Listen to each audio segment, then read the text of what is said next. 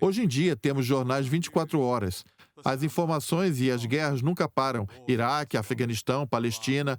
Esse filme é sobre as guerras que nós não enxergamos. A partir da minha experiência própria como correspondente de guerra, ele terá um foco na televisão, especialmente nos canais mais populares dos Estados Unidos e da Inglaterra. O filme vai perguntar qual o papel da mídia em guerras devastadoras como a do Iraque e do Afeganistão.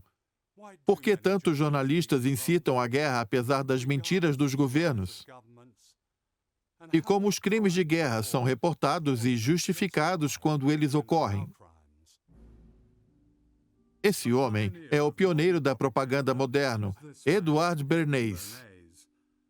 Bernays foi quem inventou o termo relações públicas. Ele escreveu: a manipulação inteligente das massas é um governo invisível, que, por sua vez, é o poder que realmente controla nosso país.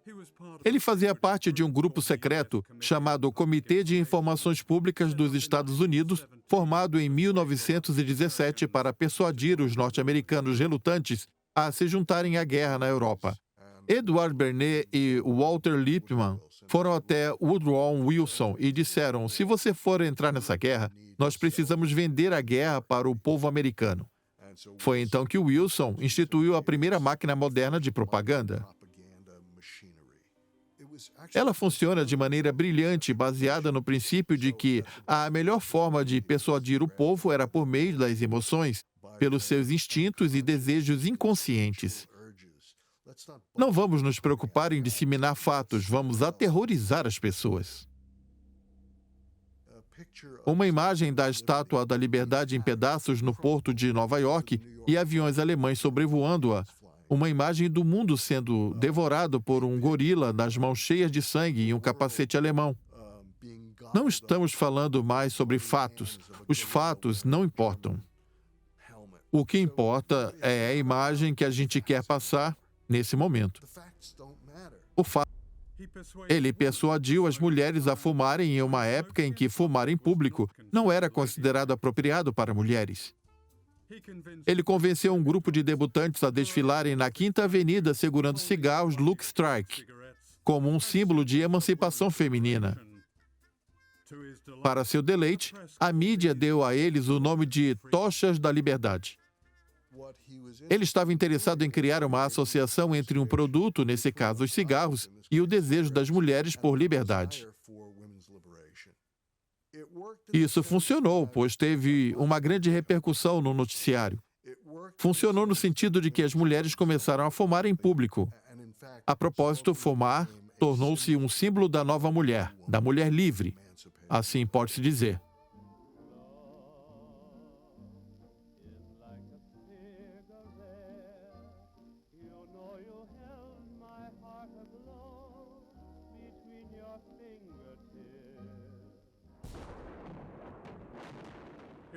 Iraque, 20 de março de 2003. A criação de ilusões e a venda da guerra evoluíram bastante desde Edward Bernays. A venda dessa invasão dependeu da mídia para produzir uma série de ilusões, com a ligação entre Saddam Hussein e o 11 de setembro. Esse é o Pentágono, que gasta quase $1 bilhão por ano apenas em anúncios de recrutamento e propaganda, vendendo guerras. Há contratos entre o Pentágono e órgãos de notícias dizendo sobre como eles manipulam as notícias. Há oficiais do Pentágono envolvidos em comunicados à imprensa posteriormente noticiados pela mídia, em que utilizam a inteligência para manipular a opinião pública, algo que viola as diretrizes de qualquer organização de inteligência. Também há generais aposentados que trabalham como porta-vozes para todas as redes. No centro desse assunto está a cooptação e a deturpação da mídia tida como a mais livre do mundo. Confronto no Iraque. Se os Estados Unidos estiverem em guerra, assista a MSNBC e aos especialistas. Se nós jornalistas, incluindo eu, tivéssemos desde o princípio feito as perguntas agressivas e pertinentes que deveriam ter sido feitas, e reportando de maneira adequada, ao invés de agirmos como estenógrafos, indo a coletivas, anotando o que era dito por um oficial, colocando aquilo no jornal no dia seguinte, se tivéssemos feito o nosso trabalho corretamente, eu acredito que talvez nós não teríamos participado dessa guerra. O ataque ao Iraque foi vendido por esses dois homens. A base para a invasão veio dessa doutrina militar chamada choque e pavor, projetada para paralisar o país, destruir a população de alimentos, o suprimento de água e a infraestrutura civil. O efeito disso seria semelhante ao de bombas atômicas que foram jogadas no Japão. Isso aterrorizou a população em larga escala e foi acobertado por uma grande quantidade de mentiras. Porém, não foi assim que se noticiou à época. Dezenas de repórteres estadunidenses se juntaram às unidades militares dos Estados Unidos no Kuwait, como parte da missão do Pentágono de transformar uma guerra contra o Iraque no que eles chamam de uma campanha midiática amistosa. A palavra jornalismo integrado se tornou um jargão jornalístico durante os preparativos da invasão. Grande parte dos relatos que os telespectadores viam partiam de dentro de um sistema onde as organizações midiáticas atuavam de acordo com as condições estabelecidas pelo Ministério da Defesa em Londres e pelo Pentágono em Washington. Quando nossas forças entraram no Iraque, nós tínhamos 700 repórteres integrados entre os militares. A integração foi importante para esse conflito por inúmeros motivos. E um deles foi que nós sabíamos que estávamos enfrentando um inimigo que tinha uma certa proficiência em lidar com a desinformação. Temos vários correspondentes integrados nas tropas da região. Profundamente e pessoalmente integrado aos fuzileiros navais. Eu amo esse jargão utilizado na guerra do Iraque, os jornalistas integrados. Muitos jornalistas estiveram integrados na administração em questões diversas. Eu diria que 80% a 90% do que se lê nos jornais vem de fontes oficiais. Se alguém está cobrindo assuntos de inteligência, por exemplo, essa pessoa critica a CIA ou a agência de inteligência que vai perder essa fonte. Se ela critica o Pentágono, ela passará a ter dificuldades ao lidar com oficiais militares do Pentágono. Os jornalistas gostam de frequentar esses ambientes, de estar entre pessoas influentes. É o método convencional. É o melhor método.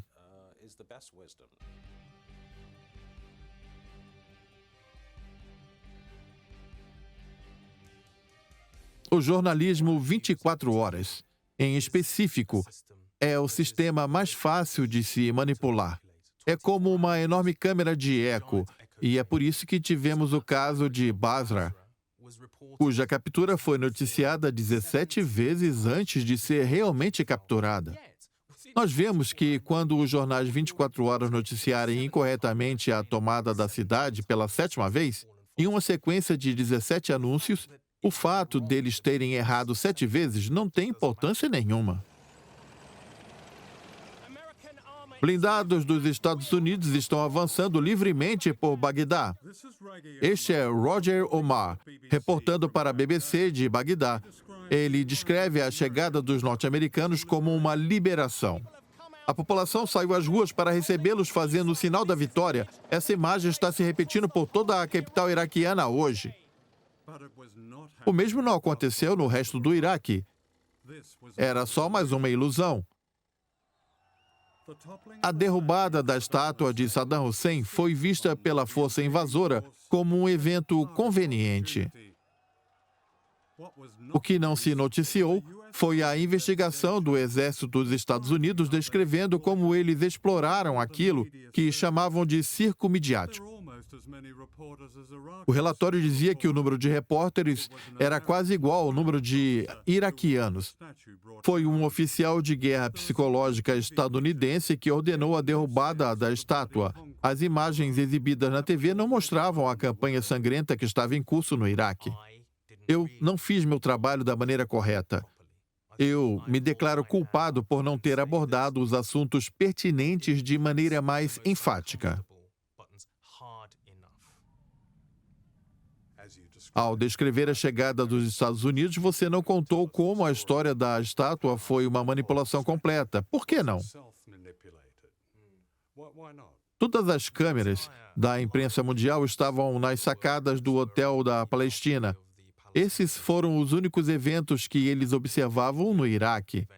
Foram momentos feitos sob medida para a TV. O momento mais marcante daquele dia foi quando um soldado norte-americano escalou um guindaste e colocou a bandeira dos Estados Unidos sobre o rosto da estátua. Esse foi o momento mais icônico daquele evento. Os Estados Unidos tomaram o Iraque para si. Na Inglaterra, a invasão de Blair e Bush foi aplaudida como conquista da estratégia de ambos. Ele disse que conseguiria tomar Bagdá sem que houvesse derramamento de sangue e que seria algo comemorado pelos iraquianos. E ele foi bem-sucedido nesses dois aspectos. Seria uma enorme ingratidão, até para os seus críticos, não reconhecer que hoje ele se tornou um primeiro-ministro melhor e bem mais quisto por conta disso. O que, sem dúvida, foi uma conquista da estratégia. Foi uma conquista, pois diziam que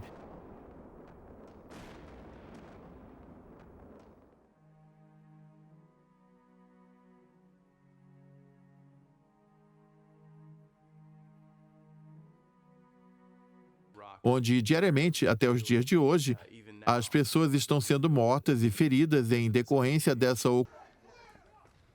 3 deles entraram por aqui. Por aquela porta? Por aquela porta. 3 deles. Então, um deles levou o meu filho.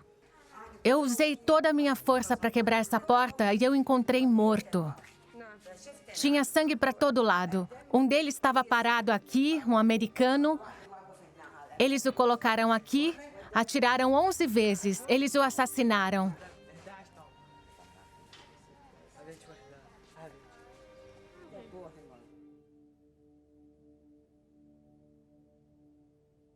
O jornalista estadunidense Dar Jamal também esteve em Falúdia de maneira independente e revelou que os Estados Unidos usaram fósforo branco para atacar os civis. As testemunhas, relatos e fotografias que ele apresentou contradiziam a versão lida por muitas pessoas, mas nada disso foi publicado pela grande mídia. Eu tenho fotos das sepulturas sendo cavadas e vi pessoas sendo enterradas nelas como lápides improvisadas com descrições que identificavam as pessoas. Eu vi essas lápides de perto, após o cerco de abril, junto à minha intérprete, e ela leu coisas como homem velho de moletom e uma chave na mão, mãe e 2 crianças. Essas são as características que os identificava. Eles claramente eram civis. Qual o efeito da integração para os jornalistas? Uma distinção importante entre os jornalistas integrados e os jornalistas independentes é que quando você decide se integrar, você dá aos militares o controle total para decidir onde você irá, como você chega lá e o que você vai ver. E também quando você verá, e em muitos casos até mesmo como você vai noticiar. Centenas de milhares de pessoas foram obrigadas a evacuar a cidade, refugiados em sua própria terra. Eles não têm para onde ir. Muitos ainda estão impossibilitados de voltar. Como o governo aceita isso? Eles veem os nossos combatentes e dizem que eles são terroristas. Se eles estão chamando o nosso povo de terrorista, então por que os americanos também não são chamados de terroristas? Eles nunca aceitariam isso na vida. Ei, invasores! Ei, invasores! Provas de que os invasores estavam aterrorizando os civis foram exibidas como vítimas. Bem-vindo à minha casa, Sr. Bush. Olhe para isso. Você não tem humanidade? Como você pode considerar aceitável ver uma garotinha chorando pelos pais? Onde está a sua humanidade? Onde está a sua consciência? Acredito que sou o único jornalista do mundo que viu de perto os bombardeios às sedes da Al Jazeera Árabe em Cabul em 2001 e em Bagdá em 2003. O bombardeio da sede da Al Jazeera em Cabul foi, sem sombra de dúvidas, um ataque direto contra os jornalistas para calá-los, possivelmente matá-los.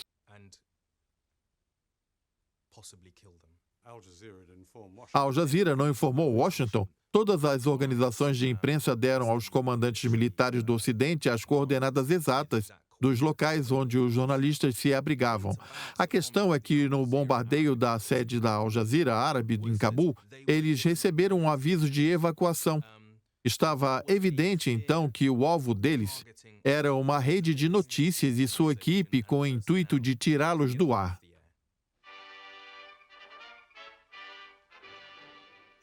Os jornalistas que se recusaram a seguir os militares normalmente são aqueles que trazem as notícias verdadeiras. Em agosto de 1945, um espetáculo de relações públicas foi armado no USS Missouri, na Baía de Tóquio, onde o general Douglas MacArthur aceitou com pompa a rendição dos japoneses. A mídia integrada foi convidada a participar. Câmeras e repórteres de todas as nações registraram esse momento histórico.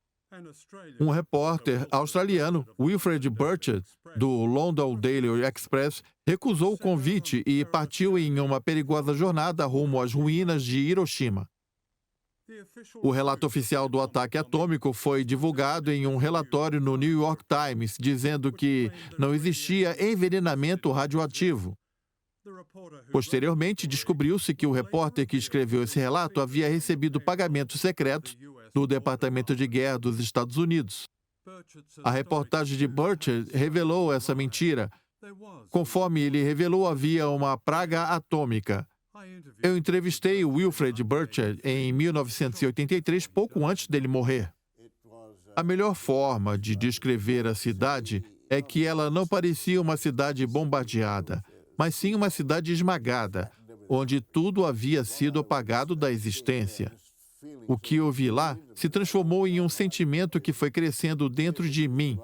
Quando eu andei por lá, eu vi as pessoas de lá. Aquilo que aconteceu lá nos últimos minutos da guerra é o que acontecerá às grandes cidades do mundo. O que aconteceu com você no Japão após a publicação? Eu voltei para Tóquio de trem e cheguei na mesma hora em que acontecia uma coletiva de imprensa, onde estavam negando a minha história, pois a declaração oficial era de que não existia radiação atômica, e essa negação persistiu por muitas décadas e continua persistindo ainda hoje. O consenso da mídia era de que as bombas atômicas haviam encerrado a guerra, mas os documentos oficiais contavam outra história.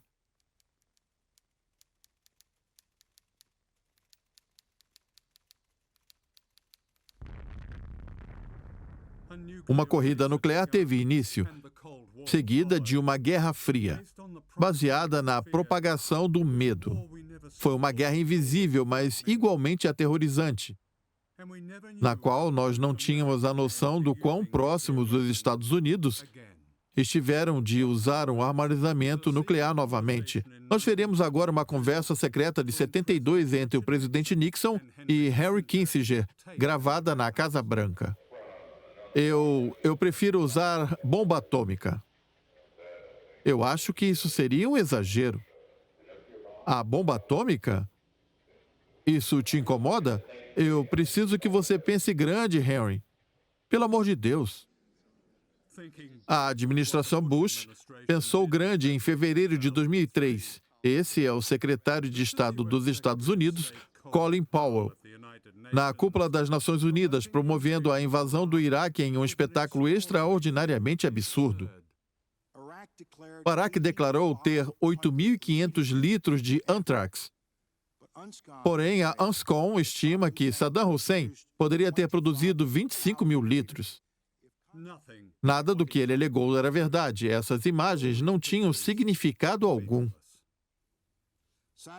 As intenções de Saddam Hussein nunca mudaram. Ele não está desenvolvendo mísseis para a autodefesa.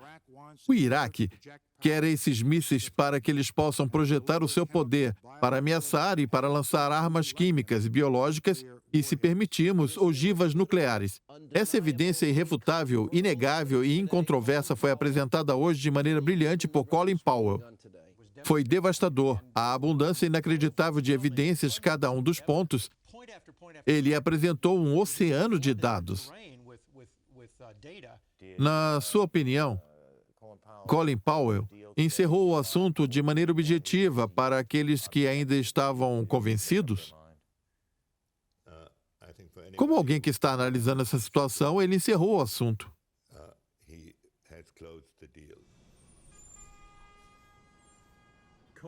A incrível performance de Colin Powell nunca foi contrariada com veemência pela mídia dos Estados Unidos, sendo a Fox de Rupert Murdoch a maior emissora desse meio. Ainda assim, o restante do império de Murdoch, ele apoiou a invasão. Nós esperamos que todos os americanos apoiem nossos militares e, se não forem apoiar, que se calem. Como você pilota essa coisa? Você usa um manche, não é? Correto. O jornalista cartunesco da Fox, porém, pôde ocultar o fato de que parte mais responsável da mídia teve papel decisivo na promoção da guerra. Assim como a Fox, o New York Times publicou falsas alegações que Saddam Hussein possuía armas de destruição em massa. Um ano depois, o jornal pediu desculpas aos seus leitores. Na Inglaterra, o Observer, outro jornal liberal, respeitado, publicou as mesmas falsas alegações.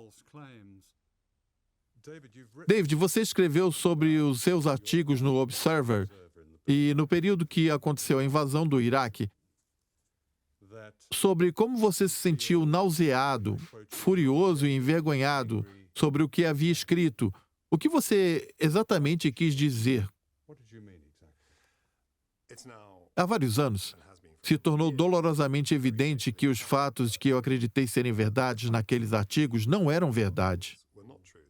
Eles eram um conjunto de mentiras entregues por mim para uma campanha sofisticada de desinformação. Você não percebeu que essas pessoas eram mentirosos profissionais? Eu deixei de lado aquilo. Deixei de lado tudo aquilo que deveria ser alvo de dúvidas. Eu não posso inventar desculpas, eu deveria ter sido mais cético. Você chegou a encerrar um dos seus artigos com o que parecia ser um pequeno editorial, onde você escreveu: para o Ocidente, o Iraque era o lugar ideal para se estabelecer uma cabeça de ponte. Você escreveu que há ocasiões na história em que o uso da força é tanto correta quanto adequada. Essa é uma delas. Em suma, você estava advogando pelo ataque a um país indefeso. Isso é algo relevante, não é? A grandeza do que aconteceu no Iraque é muito maior do que a minha vergonha, do que meus sentimentos. O que aconteceu foi um crime gigantesco. E eu não me excluo disso. Isso faz dos jornalistas cúmplices? No geral, sim, mesmo que involuntariamente. Esta reportagem especial da CBS News é parte da cobertura contínua da America at War. Eu sou Dan Hatler. Durante 24 anos, Dan Hatler foi âncora mais famoso da televisão dos Estados Unidos. A sua carreira foi notável por diversas razões. Uma delas foi que ele não esmorecia diante dos poderosos, como na sua entrevista com Nixon em 74. E também na sua entrevista sobre o Irangate com o Bush pai. Posteriormente, você foi ao famoso programa do David Letterman e eu assisti e disse: George Bush é o presidente e ele toma as decisões. Como americano, onde quer que ele mande, eu vou. E eu estarei lá esperando o comando dele. Por que você disse uma coisa dessa? Você se recorda de ter feito esses questionamentos?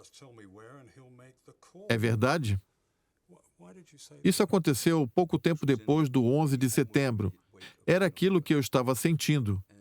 Eu respondi de maneira pessoal, como um cidadão norte-americano, e eu disse que, mesmo que nós jornalistas não quiséssemos admitir, mesmo que em pequenas quantidades, o medo estava presente, e em todas as bancadas de noticiário do nosso país. O medo de perder o emprego, o medo da instituição ou empresa na qual você trabalha deixar de existir, o medo de ser taxado como antipatriótico ou algo do tipo e levar esse estigma consigo até depois da sua morte. O medo que há muitas pessoas em risco no país e fazer aquilo que você julga ser o seu dever causaria problemas. Isso gera uma interferência, com certeza. Mas é importante que eu diga que eu acredito que não sou o vice-presidente responsável pelas justificativas, que não podemos inventar desculpas. O que devemos fazer é olhar para esse período, aprender com ele e reacender a nossa coragem. Charles Hanley, que ganhou o prêmio Pulitzer por suas reportagens, esteve no Iraque em janeiro de 2003 e foi a todos os locais que foram indicados pelos agentes de Bush como suspeitos em Fallujah. Ele esteve em todos os locais indicados por George Bush, Cheney, Rice, Colin Powell, e averigou que todos eles estavam selados desde 1991, quando foram interditados pelos inspetores das Nações Unidas. Ele produziu um relatório em 18 de janeiro. Ele o enviou para todos os grandes canais da notícia dos Estados Unidos por meio da Associação de Imprensa, que é quem direciona isso para todos os canais, e não teve retorno. Alguém publicou? Isso não se adequava aos planos, ninguém deu ouvidos. Iríamos começar a qualquer custo. Eu acredito que uma boa cobertura da mídia a um bom jornalismo que conte a verdade e não recue diante dos poderosos pode fazer uma grande diferença. Se você se pergunta como teríamos participado dessa guerra se a mídia não tivesse feito seu trabalho, não apenas as mentiras sobre as armas de destruição em massa, mas também das mentiras sobre Saddam, por exemplo, a propaganda incessante que culminou em 20 de março de 2003, o início da guerra, se a imprensa tivesse apresentado uma oposição quanto a isso, nós não teríamos entrado em guerra. Jeremy Paxman disse que, no ano passado, que ele e o restante da mídia foram enganados no período em que antecedeu a invasão ao Iraque. Você concorda com essa declaração? Então, eu diria que nós percebemos somente muito mais tarde, naquele dia, que as armas de destruição em massa já não se encontravam lá. Também havia a questão do dossiê obscuro. Há muitas evidências reunidas que sugerem que a mídia realmente acreditava nas alegações vindas do governo naquele momento.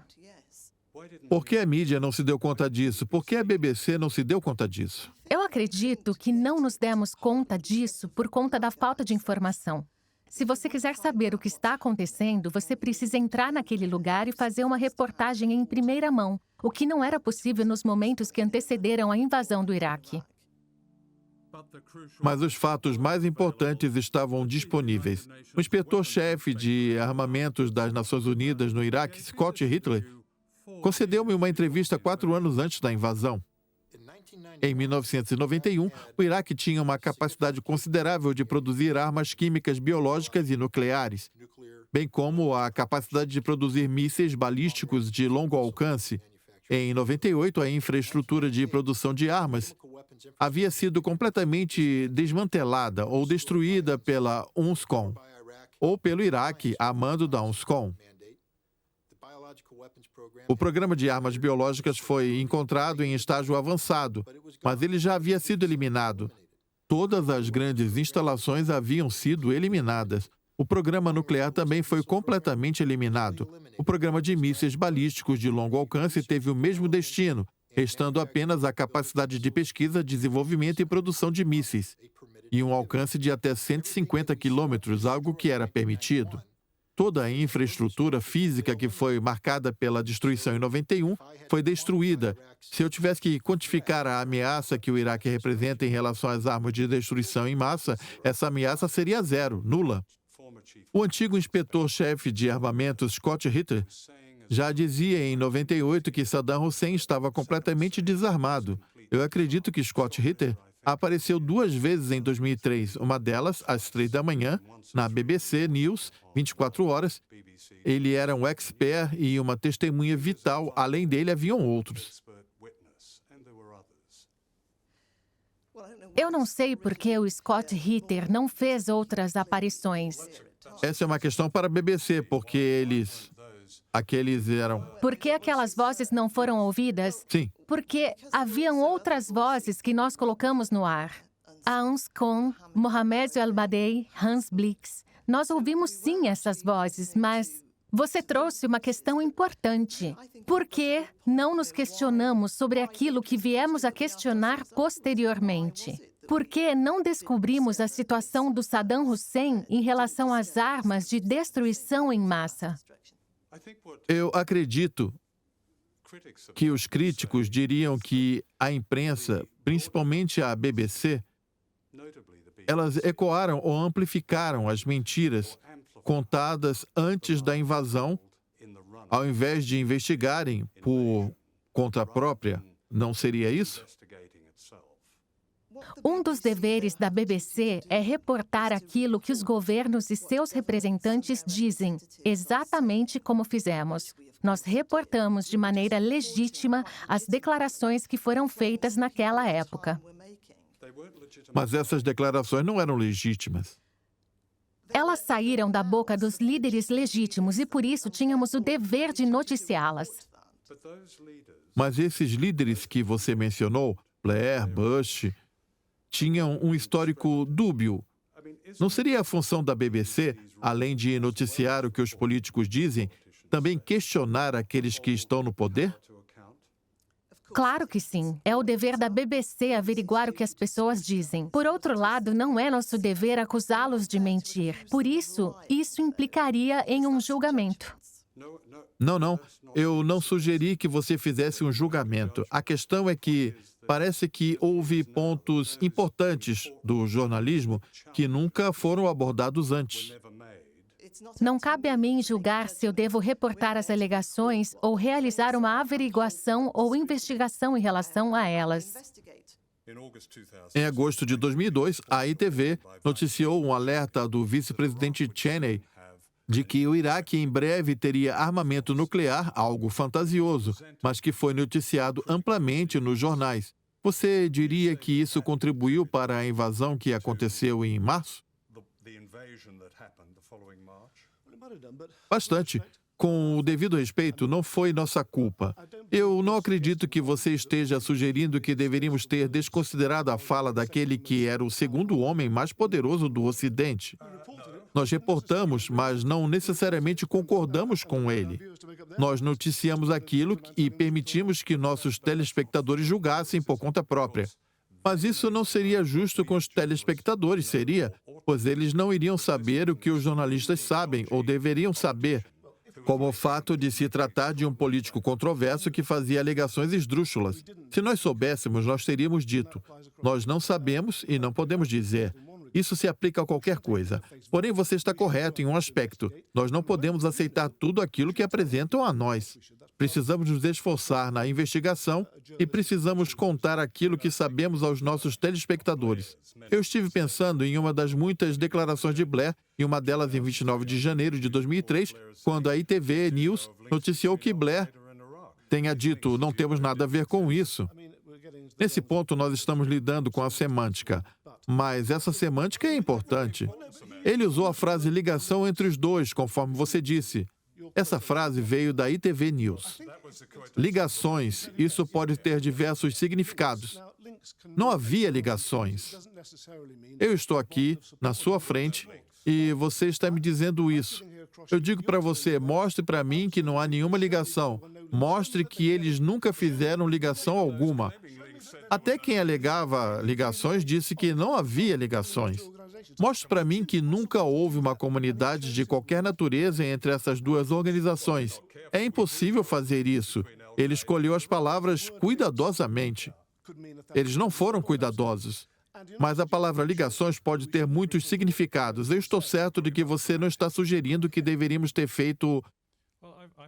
Para mim, é virtualmente impossível acreditar que a Inglaterra teria invadido o Iraque se a mídia tivesse feito o seu dever, quando Blair estava falando sobre como a nossa política na região era impulsionar as forças da democracia.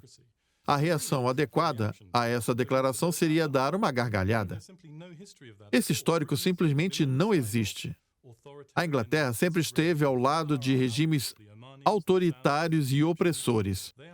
Os Omanis sauditas, os egípcios, são nossos aliados. Eles não são forças mais democráticas e liberais daquelas regiões. Eu acredito que os jornalistas, se eles tivessem o mínimo de interesse de averiguar a história e investigar o que o governo estava dizendo e as evidências de que existiam na época, eles teriam noticiado a situação de tal forma que o governo não sairia incólume pelo que ele fez. Bom dia, Vietnã!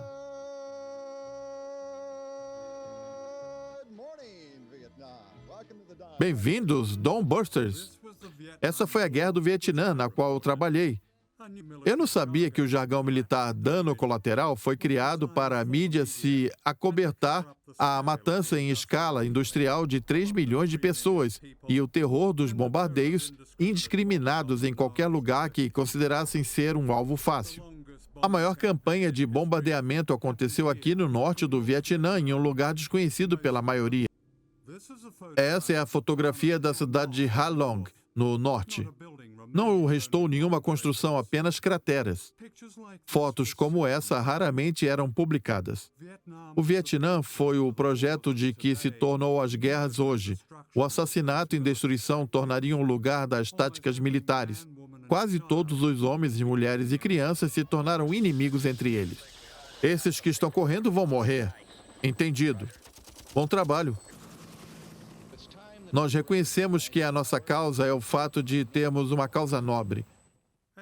Assim como nas guerras anteriores, a memória coletiva da Guerra do Vietnã foi fortemente influenciada por Hollywood. O franco-atirador Platoon, Bom Dia, Vietnã, Os Boina Verdes. Todos esses filmes perpetuaram uma ilusão e transformaram a ficção em verdade. A temática era tudo falso heroísmo e autopiedade. O invasor era a vítima, perdoado por todos os crimes. Hoje, uma série de filmes sobre a guerra do Iraque segue essa mesma tradição. O ganhador do Oscar, Guerra ao Terror, conta a história familiar de um psicopata sedento por violência em algum país onde o sofrimento do povo praticamente não existe. O que eu vi foi um filme que celebrava o lunático solitário.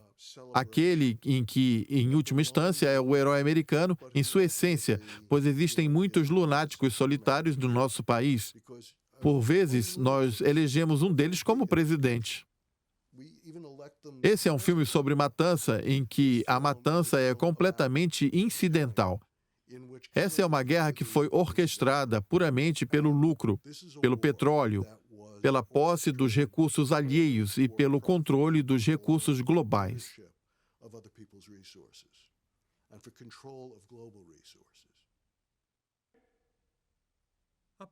Um inquérito público sobre a morte de Basha Musa, um funcionário de um hotel no Iraque, revelou que os soldados ingleses torturaram e mataram prisioneiros. Phil Shiner é advogado de mais de 100 famílias iraquianas. As democracias modernas não deixam marcas, a tortura é camuflada. Os métodos que nós desenvolvemos, não apenas nós, os americanos também fizeram o mesmo, são muito sutis, pode-se dizer. Eles colocavam capuzes e deixavam as pessoas de pé contra a parede, privados de comida e água. Meus clientes revelaram diversos tipos de torturas, como sua esposa vai ser estuprada aqui na sua frente, ameaças de morte, você vai ser transferido para a Baía de Guantánamo. Essas pessoas deveriam ser processadas por essas ações nos tribunais criminais, não nos tribunais militares.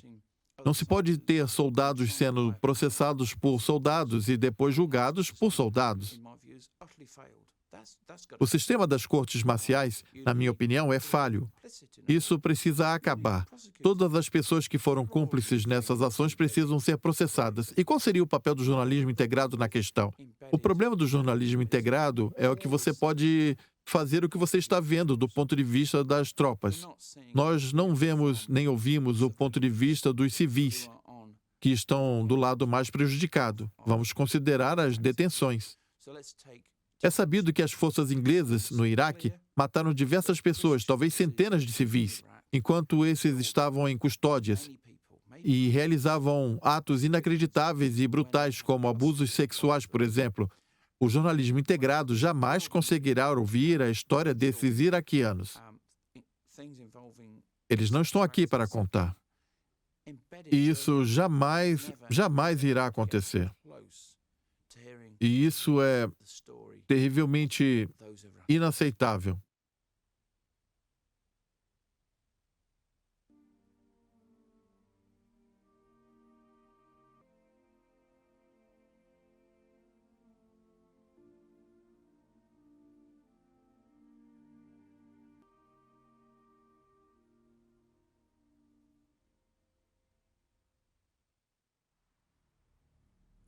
Esse é o bombardeio B-1 Lancer. Cada um deles custa 283 milhões de dólares para os contribuintes norte-americanos. Foi isso o que ele fez no dia 4 de maio de 2009, na província de Farah, no Afeganistão, após relatos falsos de inteligência de que o Talibã ocupava uma das vilas.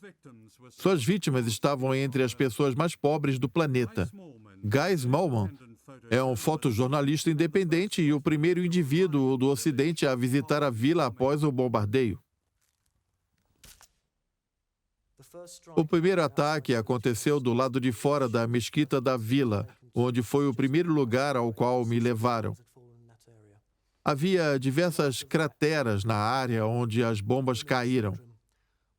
Depois disso, as mulheres e as crianças foram evacuadas para uma construção do lado norte do vilarejo.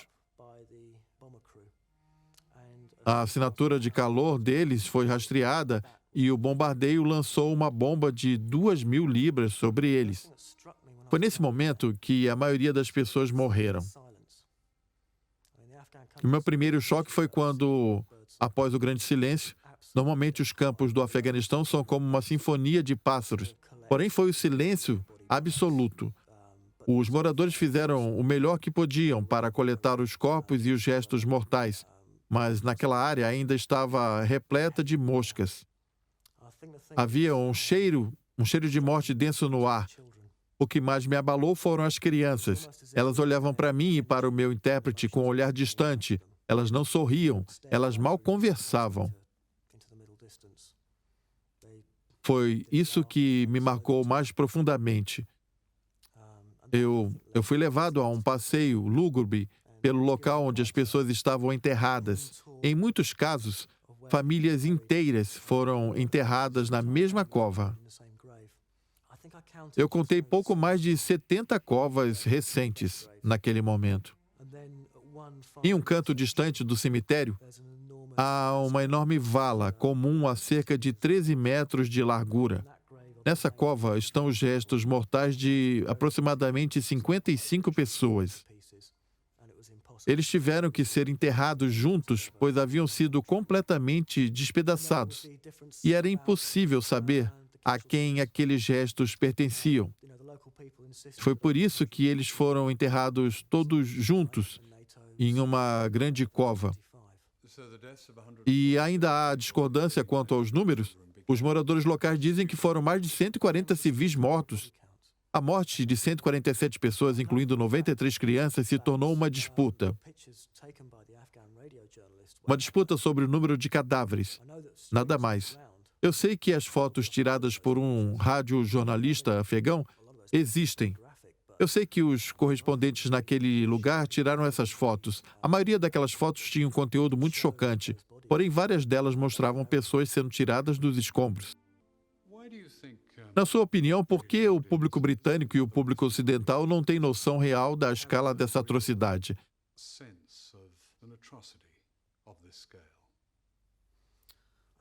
Eu diria que as pessoas foram dessensibilizadas.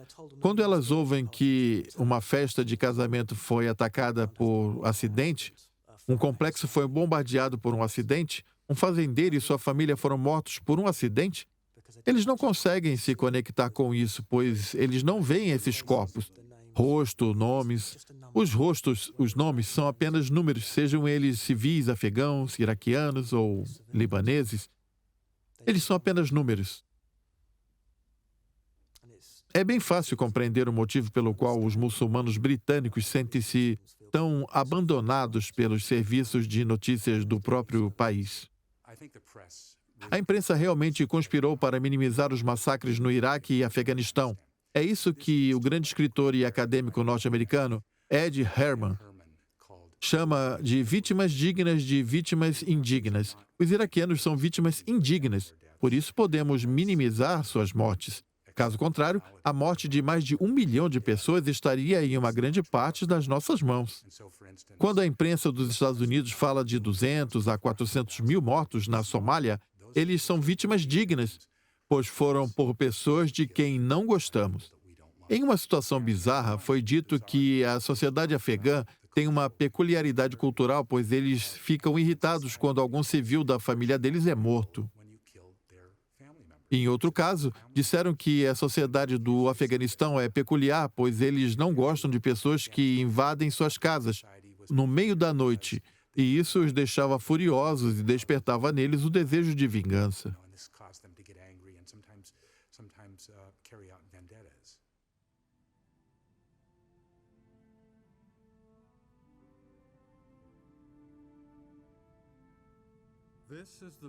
Esse é o Memorial das Forças Armadas Britânicas em Staffordshire.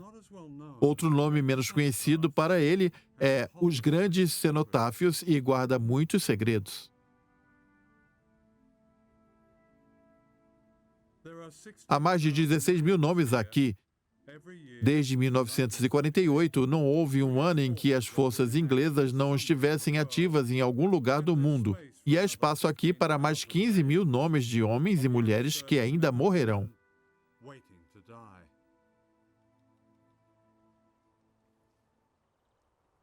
A parte mais extraordinária sobre esse memorial é o registro de uma guerra constante durante o período de paz, revelando o segredo do papel imperialista que a Inglaterra desempenha há tempos. O que está ausente é o registro das vítimas dessas guerras, os incontáveis homens e mulheres e crianças mortas em seus próprios países, em nosso nome e visto em vez e outra por noticiários de TV. Ao menos 1 milhão de pessoas morreram em decorrência da invasão do Iraque. Eles não são lembrados por nós e nem têm permissão para frequentarem as nossas memórias. Mark Curtis é um historiador que descreve sobre a política externa da Inglaterra. Sua especialidade é revelar documentos oficiais há muito esquecidos. Eu certamente revelei muitos episódios em que a Inglaterra esteve envolvida em golpes de Estado ou em intervenções militares que tiveram impactos significativos na vida das pessoas e simplesmente nunca foram citados. Eles nunca são citados nos jornais, nunca são contados como história na Inglaterra ou na TV. Eles basicamente não são mencionados. Eles deixaram a nossa memória histórica despercebida. Por que a população britânica não tem ideia da escala disso? Um dos maiores motivos é que, se você observar cada parte das guerras, dos golpes de Estado e dos regimes que a Inglaterra se envolveu ou apoiou, eles normalmente são acompanhados de uma sofisticada operação de relações públicas do governo.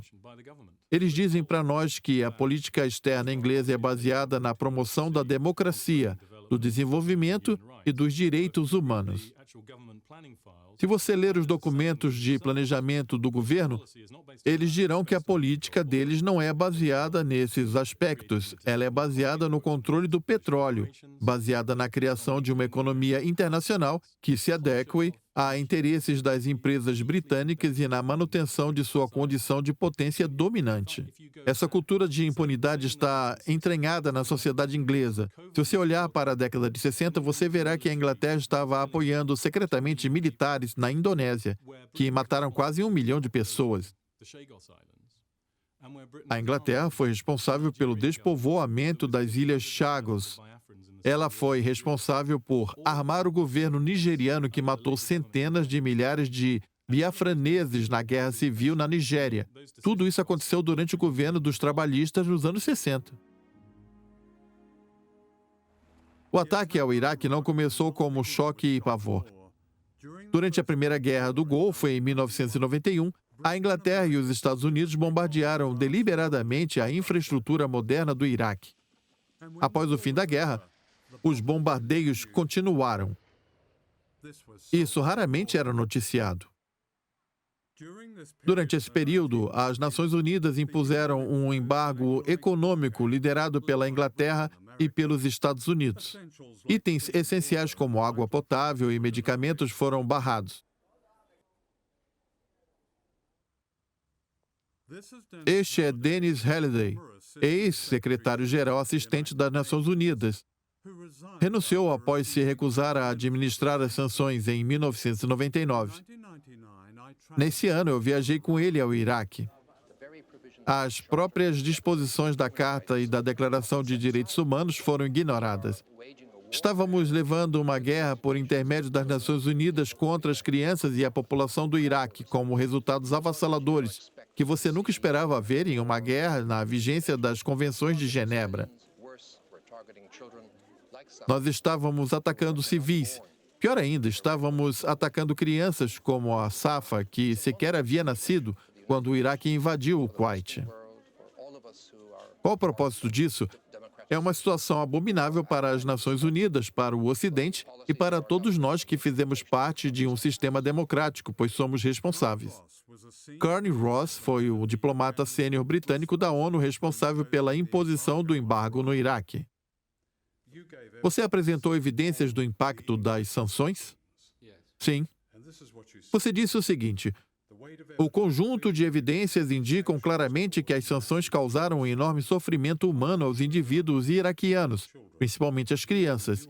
Nós, o governo dos Estados Unidos e o Reino Unido, fomos os principais engenheiros e defensores das sanções e estávamos completamente cientes das evidências à época.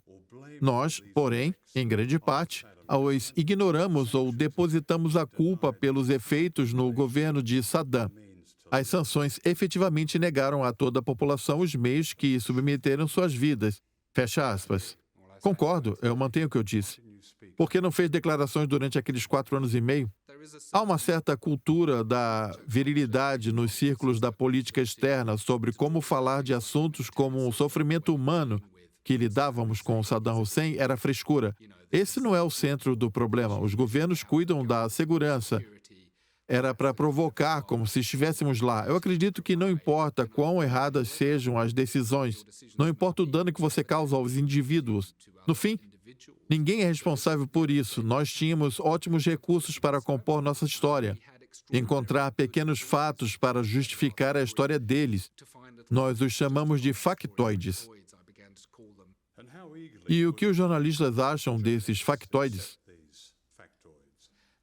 Eles não podiam fazer muita coisa além de aceitar a nossa versão dos fatos e repassar aquilo quase sem edição alguma ao público.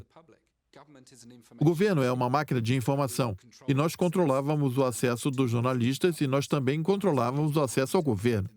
Quando estive no departamento de notícias, nós controlávamos o acesso à Secretaria do Exterior como uma forma de recompensar os jornalistas. Se eles fizessem críticas e dissessem coisas muito hostis, nós também poderíamos privá-los, como benesses de viagens com o secretário de Exterior ao redor do mundo ou entrevistas exclusivas com ele nos tempos em tempos. Nós fizemos o mesmo em Nova York. Se os jornalistas não apoiassem os nossos relatos, nós os colocaríamos na geladeira. Nós dificultaríamos a vida deles. Havia uma relação particular e sutil com eles. Em termos simples, havia um favoritismo. Certos jornalistas recebiam acesso por apoiar a narrativa. Eles basicamente diziam aos jornalistas: você vai continuar com essas críticas infundadas sobre as políticas do governo? Nós vamos te punir. Esse tipo de ameaça era bem explícita. Esse não era um processo baseado na inteligência. Era basicamente o processo de relações públicas coordenado pelo primeiro-ministro para produzir um documento mais crível possível. Foi um grande engodo, não foi? Sim, esse foi o resultado. Eu lembro que, antes de ter sido enviado para Nova York no final de 97, eu passei por vários departamentos em Londres dizendo: não estou indo a Nova York para cobrir o Iraque, eu preciso saber tudo a respeito. Eu fui então ao Departamento de Não Proliferação no Escritório do Exterior, esperando encontrar relatórios sobre a vasta quantidade de armamento que o Iraque possuía. O atendente olhou para mim envergonhado e disse: nós acreditamos que não existe nada no Iraque. E eu disse, isso é impossível, eu achei que as sanções foram impostas por conta do grande armamento que existe no Iraque. Ele disse, não, a justificativa para as sanções é simplesmente que temos questões em aberto sobre a forma como esses estoques foram destruídos no passado. Eu me sinto culpado quanto a isso. Eu me sinto envergonhado de estar aqui conversando com você sobre isso. Eu consigo sentir a vergonha correndo pelo meu corpo quando estou falando com você agora mesmo. Na verdade, eu estou bem envergonhado. Os jornalistas que disseminaram essa ficção deveriam sentir o mesmo? Certamente. Todos nós deveríamos ter responsabilidades, uns com os outros. Eu acredito que a única forma de se ter uma sociedade civilizada é sendo transparente uns com os outros e responsabilizando moralmente as pessoas pelo que elas fazem.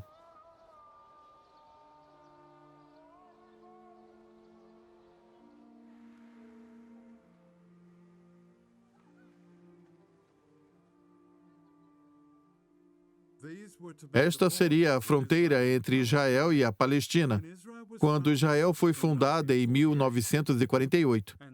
E isso é o que restou da Palestina hoje, fragmentada e deslocada por uma ocupação militar que vai contra a lei internacional e tem o apoio de uma das máquinas de propaganda mais sofisticadas do mundo. 10 jornalistas foram mortos pelas forças israelenses desde 92 e muitos outros foram feridos. O pioneiro grupo de mídia da Universidade de Glasgow acabou de publicar seu último estudo sobre o que a mídia reportava em relação a Israel e a Palestina. Tudo se resume ao senso comum que os jornalistas possuem de que, se eles criticassem Israel, então eles poderiam ter problemas. Se eles criticassem a Palestina, os problemas seriam muito menores. Eles podiam até usar palavras como ocupação, mas eles nunca usariam a expressão ocupação militar. Eles não falariam domínio militar. Eles não explicariam o significado das coisas. Eles não tinham o hábito de explicar detalhadamente como era viver sob o controle de militares. E porque os palestinos, do ponto de vista deles, estavam tentando derrubar o domínio desses militares.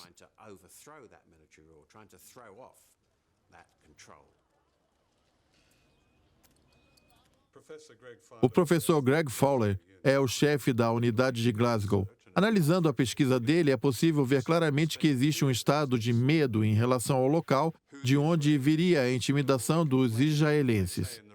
Eles disseram na pesquisa que os produtores ficaram preocupados, pois não sabem se os israelenses entrariam em contato com o diretor-geral ou se eles apenas telefonariam para o estúdio.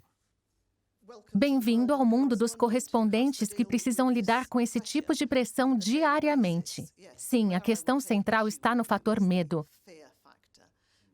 Nenhum correspondente que eu conheço acostumado a trabalhar em Jerusalém ou mesmo lidar com esse tipo de situação tem medo.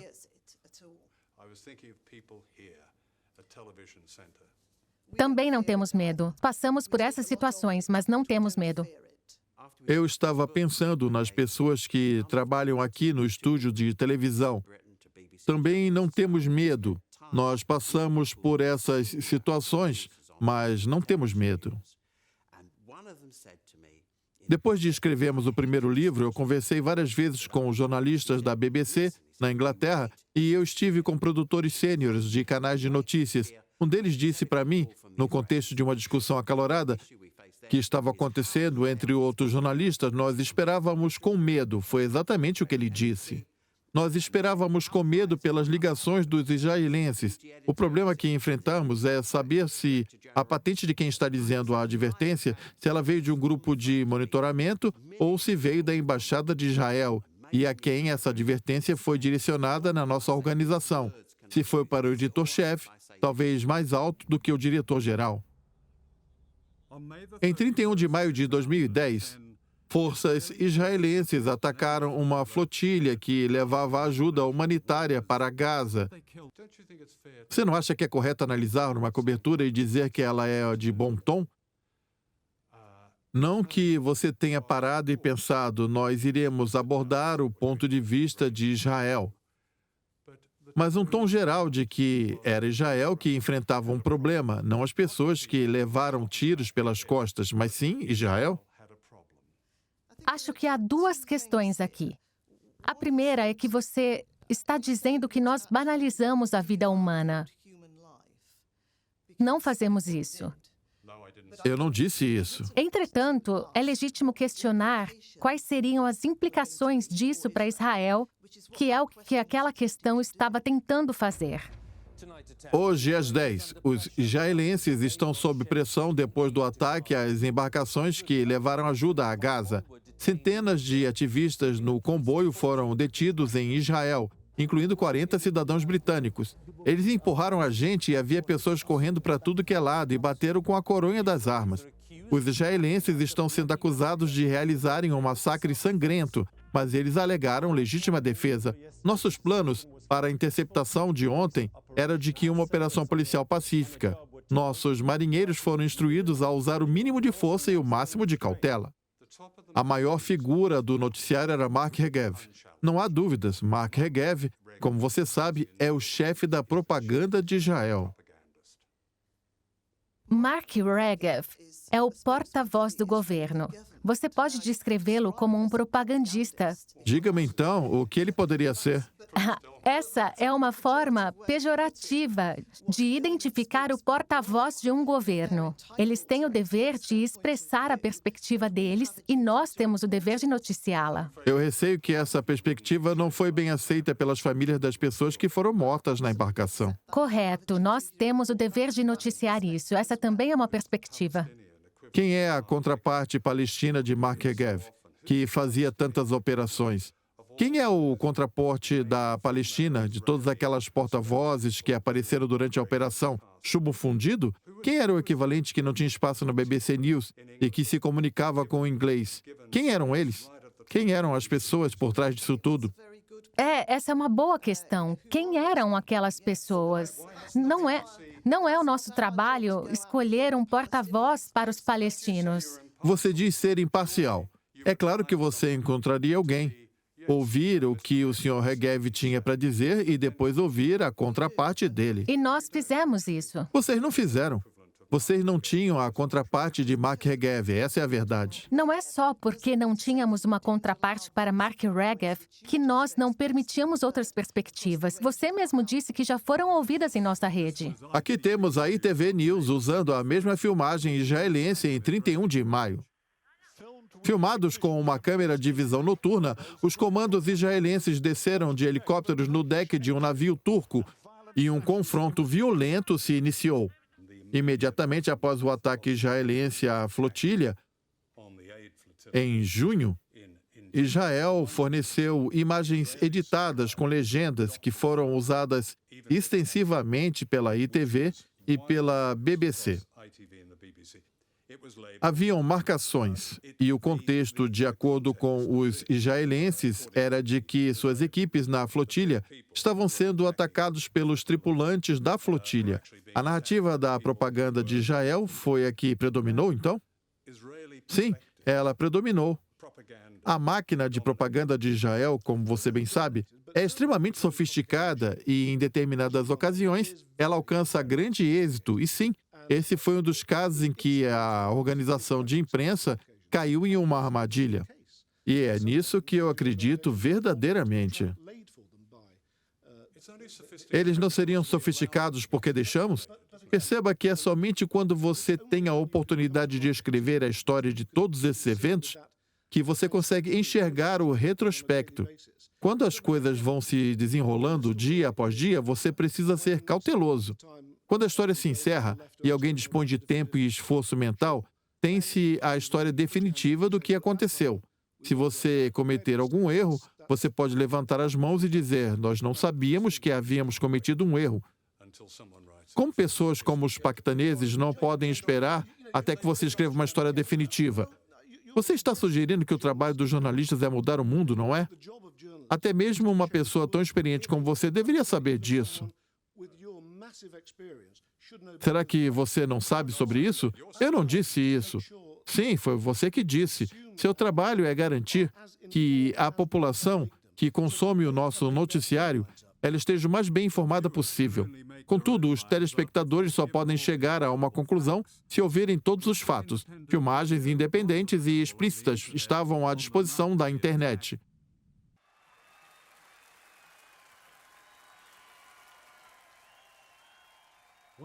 Um dos trunfos das relações públicas do século XXI foi a ascensão de Barack Obama. O slogan de sua campanha era "Uma mudança na qual podemos acreditar". Ele era uma marca que oferecia algo especial, empolgante. Em 2008, o candidato Obama foi eleito como a campanha de marketing do ano, superando Apple, Nike e a cervejaria Coors. Ele fez muitas pessoas se sentirem confortáveis, como se o slogan dele pudesse se tornar realidade. Acima de tudo, a percepção da marca Obama era de que ele se opunha à guerra. A maioria de vocês sabe que eu me opus a essa guerra desde o princípio. Eu enxergava ela como um equívoco trágico. Isso, porém, era uma farsa. Como presidente, Obama não removeu as tropas estadunidenses do Iraque, além de apoiar ações militares no Afeganistão, Paquistão, Somália e Iêmen. E também aprovar um orçamento militar de 708 bilhões de dólares, o maior de todos os tempos. Cynthia McKinley é uma ex-congressista e candidata pelo Partido Verde à presidência. É uma grande vergonha para a tradição política negra nos Estados Unidos ter um belicista.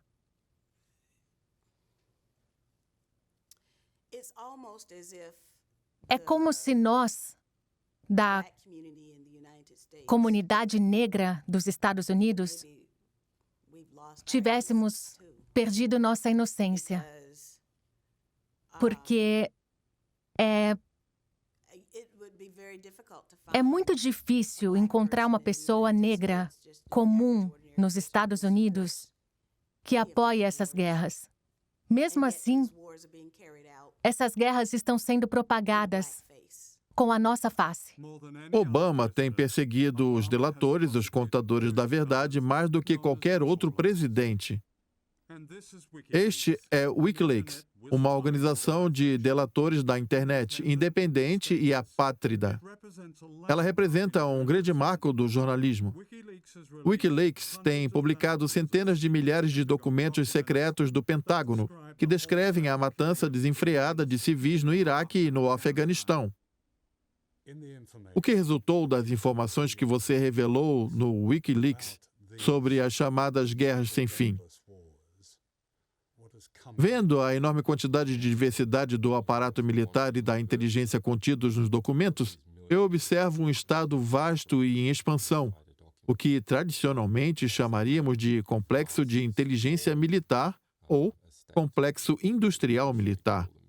E também que esse Estado está se desenvolvendo, tornando-se cada vez mais secreto, cada vez mais incontrolável. Visto a enorme quantidade e diversidade do aparato militar e da inteligência contida nesses documentos. Essa não é uma conspiração sofisticada, controlada do topo. É um grande movimento de interesses próprios, com milhares de participantes trabalhando juntos, uns contra os outros, para produzir algo que teve como resultado final o Iraque, o Afeganistão e a Colômbia, e também a manutenção desses conflitos. Normalmente lidamos com paraísos fiscais, indivíduos ocultando ativos e transferindo dinheiro para paraísos fiscais no exterior. Eu vejo isso com algumas semelhanças notáveis. Guantánamo é usada para levar pessoas em um paraíso fiscal que não segue as leis vigentes. De maneira semelhante, Iraque, Afeganistão e Colômbia são usados para lavar dinheiro dos impostos norte-americanos e enviá-los de volta. A indústria bélica, sim, os fabricantes de armas. Você está dizendo que o dinheiro, então, é lucro que está no centro das guerras modernas e que elas estão se retroalimentando? Sim, essa é a situação, ela está piorando.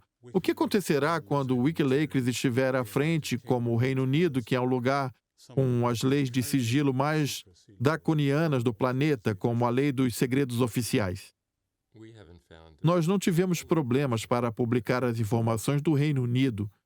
Quando analisamos os documentos relacionados à lei dos segredos oficiais, nós vimos que eles classificavam como crime a retenção de informações, bem como a destruição de informações.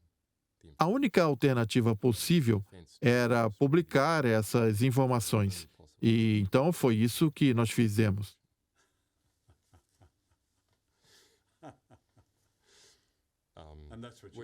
Foi o que você fez em várias ocasiões. Sim, eu me interessei pessoalmente por um deles, em que o Ministério da Defesa colocou um sigilo em um documento que equiparava os jornalistas investigativos ao terrorismo em níveis de ameaça. E os espiões russos, em muitas seções desses relatórios, os jornalistas investigativos, são a ameaça número 1. A ameaça à segurança de informações do Ministério da Defesa. É um documento de 1000 páginas, falando sobre o assunto. Falando sobre como impedir os vazamentos no Ministério da Defesa, documento esse que nós vazamos e chegou a público. Eu não sei dizer se isso é uma honra ou uma injúria. Não é mesmo ótimo causar esse impacto? Desde o vazamento dos segredos de guerra do Pentágono, Julian Assange tem sido vítima de difamação e acusações espantosas vindas dos Estados Unidos e da Suécia. Entre elas estão as ameaças contra a sua vida e o bizarro assassinato de sua reputação. A imprensa em todo o mundo ampliou essa propaganda. Este documento do Pentágono demonstra de maneira patente que a inteligência dos Estados Unidos pretende destruir a confiabilidade no Wikileaks, ameaçando expor os delatores e processá-los criminalmente, gerando descréditos aos contadores de verdade. Como você se sente em ter delatores como parte essencial da democracia? Você aprova esses delatores? Esse país tem leis para proteger os delatores. Eu acredito que houve momentos na história em que a revelação de determinadas coisas foi algo bem importante.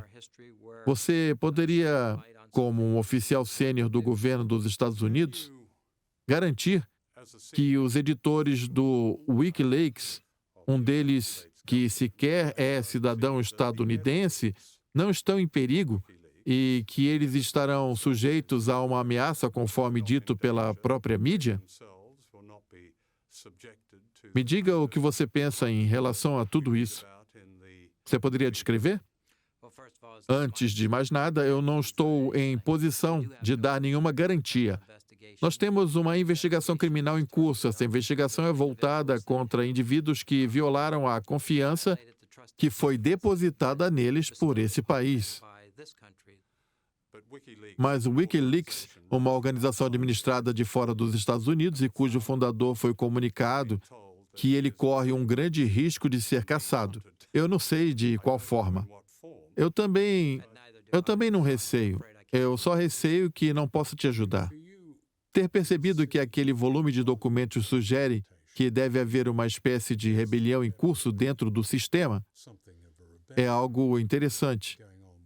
O que você acha? Sim, saber que há pessoas boas entre os militares dos Estados Unidos é algo que traz esperança. Algumas dessas pessoas já estão fartas. Essa é uma forma alternativa de se fazer uma objeção de consciência. E eu diria que é uma forma bem mais eficiente de se opor às guerras. A rua toda estava repleta de cadáveres. Eles reagiram como um ótimo. Olha esses infelizes. Ótimo. 26 Crazy House. 18. Essa gravação para mim e para outras pessoas envolvidas maculou a palavra ótimo. Não fomos capazes mais de usar a palavra ótimo, sabendo que uma rua marcada pela chacina era algo ótimo. Ethan McCord foi um dos primeiros soldados a chegar ao local das mortes. e olhamos para dentro. O soldado que estava comigo se afastou, vomitou e correu dali. Eu vi uma garotinha de aproximadamente 4 anos no banco do passageiro quando olhei dentro da van. Ela tinha um ferimento no abdômen e estava coberta de vidro. Precisamos evacuar. Uma criança está aqui. Ela está com ferimento na barriga. Ela tem pedaços de vidro no cabelo e nos olhos. Perto dela, caído no assoalho do carro, havia um garoto de aproximadamente 7 anos. Ele não estava se movendo. Por conta do grave ferimento que ele tinha do lado direito da cabeça, eu inicialmente pensei que ele estava morto. No banco do motorista estava uma pessoa que eu deduzi ser o pai das crianças. O meu coração se despedaçou totalmente. Eu estou com você. Você vai ficar bem. Não morra. Eu segurarei mais firme ainda. Eu coloquei ele cuidadosamente no Bradley. Você pode dizer ao batalhão que tem 2 crianças feridas voltando para Rustamiyah, no Bradley? Câmbio. Negativo. Negativo para a evacuação das 2 crianças. A polícia local vai levá-las ao hospital. Mas o que você está fazendo, McCourt?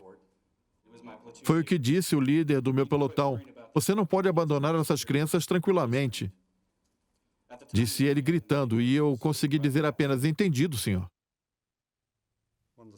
Um dos soldados que estavam presentes lá descreveu a atrocidade como uma ocorrência corriqueira. Ele disse que as palavras do comandante dele foram para matar todo mundo que estivesse na rua. E uma palavra que eu me recuso a dizer. E ele respondeu, você está falando sério? Mulheres e crianças? É a resposta? A resposta foi sim. Isso foi algo salientado por muitos soldados que estiveram no Afeganistão e também no Iraque, de que esse tipo de atrocidade não era incomum. Primeiramente, esse tipo de ocorrência não era cotidiana. Se fosse, nós já teríamos ouvido falar delas. Esses incidentes são lamentáveis. Qualquer ação que tenha civis feridos é lamentável. Contudo, são inimigos que propositalmente tentavam vitimar os civis e que colocavam os civis também em perigo. As forças da OTAN dos Estados Unidos é que devem tomar todas as precauções possíveis para combater nessa guerra e prevenir baixas civis. O general James Cartwright, que é vice-diretor do Estado-Maior Conjunto, disse que os Estados Unidos esperam que haja uma guerra, nas palavras dele, tão longa quanto o que se possa imaginar. E isso soa como um estado permanente de guerra. O nosso trabalho é estarmos preparados para lutar e vencer as guerras deste país. Portanto, nós precisamos estar preparados para possibilidades de conflitos no futuro. Nos prepararmos para o futuro. Esse é um estado de coisas notável, pois os Estados Unidos não se encontram ameaçados por nenhuma potência que possa derrubá-los ou derrotá-los. É algo impossível. Mesmo assim, eles seguem como se toda a humanidade tivesse sido arrastada para um estado de guerra permanente. Para grande parte da população, isso é difícil de se justificar, você não acha?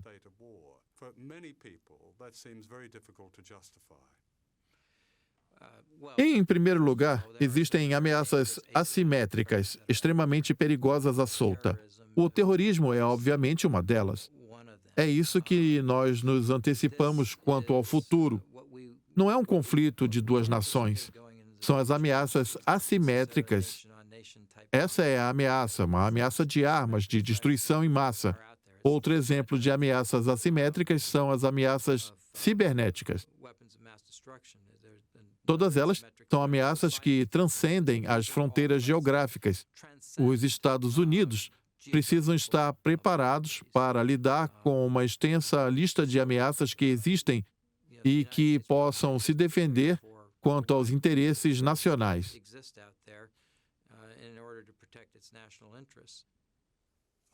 Os tambores da mídia já estão rufando para uma próxima guerra, talvez no Irã? Eu diria que a mídia ainda não está rufando os tambores para a próxima guerra, apesar de que eles estão publicando as mesmas notícias sugestivas com o mesmo tom de clamor dos poderosos que vimos antes da guerra do Iraque. Eu não tenho certeza se isso é considerado rufar os tambores da guerra. Porém, no momento em que as elites decidirem que chegou a hora, eu duvido que eles deixem de tocar esses tambores. Você mencionou anteriormente o Irã. Há uma importante decisão a ser tomada em relação ao Irã, um país mais desenvolvido, mais formidável, mais populoso e bem mais armado do que era o Iraque de Saddam. Você está dizendo que nós deveríamos ameaçá-los militarmente se eles decidirem desenvolver armas nucleares? Eu estou dizendo que é inaceitável que o Irã possua capacidade nuclear. O que podemos fazer em relação a isso? Nós precisamos estar preparados para enfrentá-los. Militarmente? Militarmente, se necessário. Eu acredito que não há alternativa quanto a isso. Se eles continuarem o desenvolvimento de armas nucleares, eles precisam ser admoestados em alto e bom som. Isso soa familiar? Há tantas evidências de que o Irã está fabricando armas nucleares quanto havia no caso das armas de destruição em massa do Iraque, conforme alegava Tony Blair. Nós temos conhecimento das grandes mentiras perpetradas, mesmo assim, os indivíduos que as perpetraram ainda estão soltos, agindo mais ou menos da mesma forma como faziam antes, sendo levados a sério como comentadores e também autoridades. Eu acho isso assombroso. Essas pessoas deveriam sentir vergonha de mostrar seus rostos. As elites inglesas não querem que a população saiba o que eles estão fazendo. Eles acreditam que ninguém tem o direito de saber o que estão fazendo.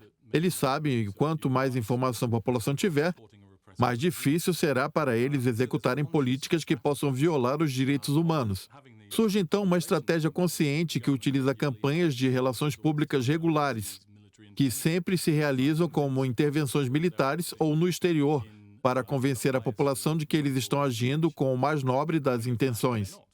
É uma mentira, e muitas vezes são movidos por interesses impassíveis e friamente calculados das elites. O povo é uma ameaça que precisa ser combatida.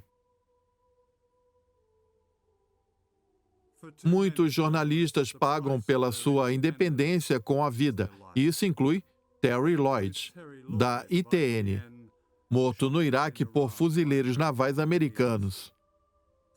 Desde a invasão do Iraque, mais de 300 jornalistas foram mortos, mais do que qualquer outra guerra. Esse filme é uma homenagem a eles. Isso não significa que nós jornalistas precisamos arriscar nossas vidas para contar a verdade. Porém, nós precisamos ser corajosos o bastante para enfrentar aqueles que buscam um conluio conosco para tornar palatável a próxima campanha sangrenta que ocorrerá em algum país. Isso significa que devemos sempre confrontar as declarações oficiais, por mais patriótica, sedutora ou insidiosa que ela seja, visto que a propaganda depende de nós e da mídia para disseminar a mentira, não para os inimigos distantes, mas para você de dentro da sua casa. É simples. Nessa era de guerras imperialistas sem fim, a vida de inúmeros homens e mulheres e crianças depende da verdade. Caso contrário, o sangue delas estará em nossas mãos. Nunca acredite em algo até que seja oficialmente negado ou afirmado. Foi o que disse o grande repórter Claude Coburn. Em outras palavras, aqueles cujo trabalho é apresentar a verdade precisam ser a voz do povo, não dos poderosos.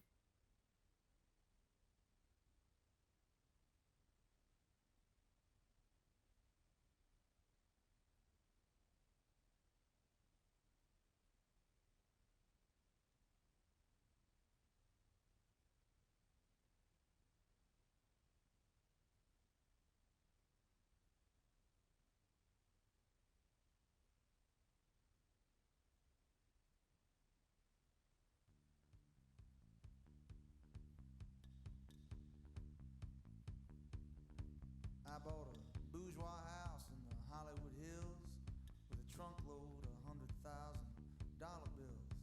Man came by to hook up my cable TV. We settled in for the night, my baby and me. We switched round and round till half past dawn. There was 57 channels and nothing on. 57 channels and nothing on. 57 channels and nothing on. Well now, home entertainment was my baby's wish, so I hopped into town for a satellite dish. I tied it to the top of my Japanese car. I home